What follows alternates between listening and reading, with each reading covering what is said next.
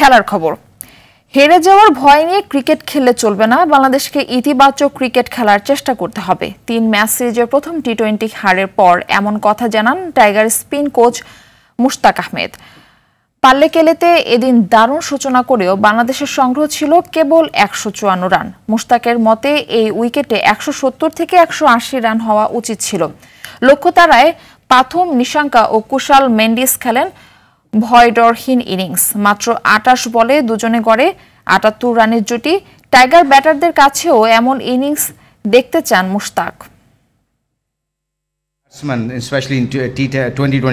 আমরা ভালো শুরু করেও তা ধরে রাখতে পারিনি। কুশাল মেন্ডিস যেটা করে যাচ্ছে, আমাদের ব্যাটসম্যানদের তাই করা উচিত। ৩০ থেকে ৪০ করে আউট না হয়ে ইনিংসটাকে বড় করতে হবে। আপনাকে মাঠে নামতে হবে, ইতিবাচক ক্রিকেট খেলার চেষ্টা করতে হবে। And we bowled well in power play. You could be a different ball game.